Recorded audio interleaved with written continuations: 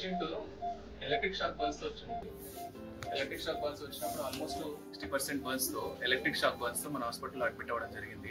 దాంతో పాటు ఈ కాల్లో ఉండే పెద్ద బోన్ ఫీమర్ అంటారు, అవి ఫీమర్ ఫ్రాక్చర్ లో ఉండింది. సో వెరీ హై రిస్క్ లో ఉండే.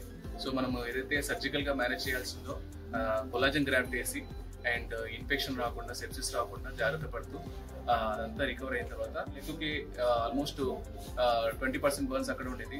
స్టిల్ అక్కడ ఆపరేట్ చేసి అతను మొబిలైజ్ చేయడానికి, తొందరగా నడవడానికి మనము రిస్క్ తీసుకొని మూమెంట్ చేసాము. సర్జరీ సక్సెస్ అవ్వడం, పేషెంట్ కంప్లీట్ గా రికవర్ అయిపోయి ఈరోజు నార్మల్ స్టేజ్ రావడం జరిగింది.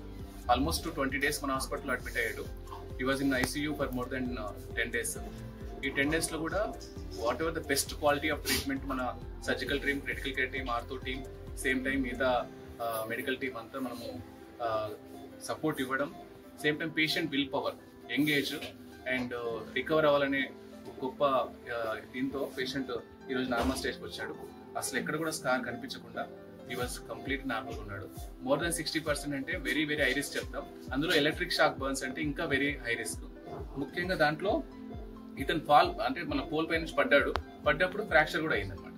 సో దానివల్ల ఇంకా మనము ఎక్కువ హై రిస్క్ ఉంటుంది.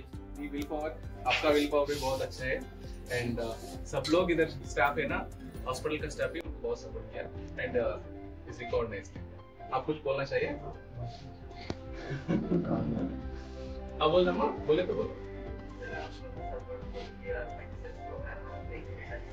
बहुत तड़पता था बच्चा हमारा, बहुत तकलीफ में था, लेकिन बहुत अच्छा ट्रीटमेंट करे, अच्छा लेके इसके लिए अब ठीक होने के बाद मैं भी हॉस्पिटल में जॉब करती, लेकिन उधर नहीं, इधर ही लेके आ रही अभी भी.